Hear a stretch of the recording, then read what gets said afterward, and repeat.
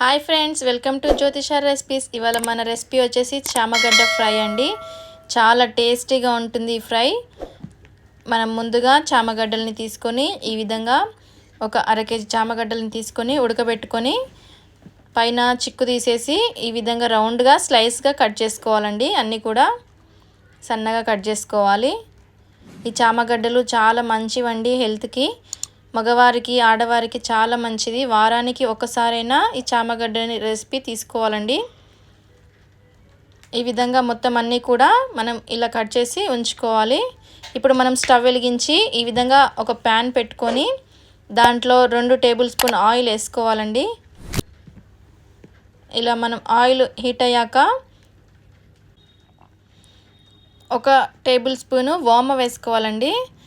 ఈ చామగడ్డ ఫ్రైకి వామ వేసుకుంటే చాలా టేస్టీగా వస్తుంది. అలాగే ఒక 2-3 ఎండుమిరపకాయలు ఈ విధంగా చిదుముకొని వేసుకోవాలి. అలాగే 4-5 పచ్చిమిరపకాయలు, కొద్దిగా కరివేపాకు వేసి మనం ఫ్రై చేసుకోవాలి. ఇలా డీప్ ఫ్రై చేసుకుంటేనే ఈ విధంగా ఫ్రై చేసుకుంటేనే చామగడ్డలు చాలా టేస్టీగా ఉంటుందండి. అలాగే ఒక ఉల్లిపాయ ఈ విధంగా స్లైసెస్లా కట్ చేసుకొని వేసుకోవాలి. ఈ ఉల్లిపాయని బాగా వేగనివ్వాలి. మనకి బ్రౌన్ కలర్ వచ్చేంత వరకు వేయించుకొని మనము స్లైసెస్గా కట్ చేసి పెట్టుకున్న చామగడ్డల్ని వేసి ఫ్రై చేసుకోవాలి. ఈ విధంగా మొత్తం అంతా కూడా వేసి కలుపుకోవాలి.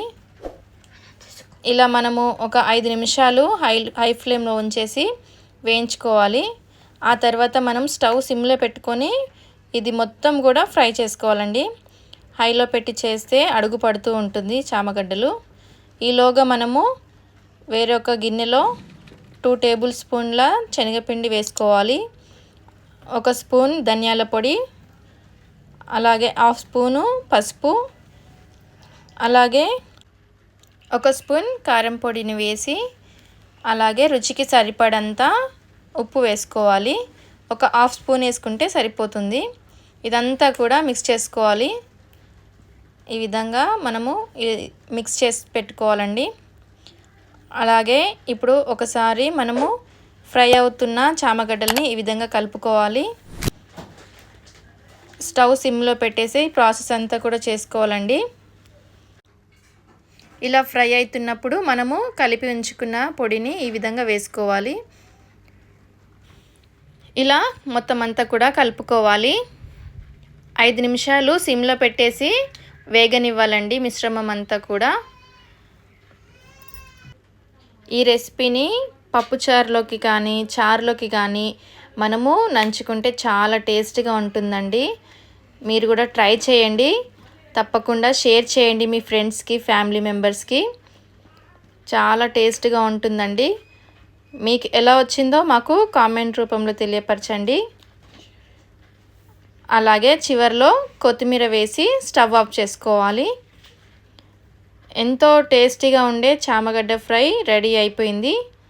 చూశారు కదా, చాలా ఈజీగా అండి, సింపుల్గా చేసుకోవచ్చు. చివరగా సర్వింగ్ బౌల్లోకి తీసుకొని సర్వ్ చేసుకోవడమే. ఎంతో రుచికరమైన చామగడ్డ ఫ్రై రెడీ అయిపోయింది.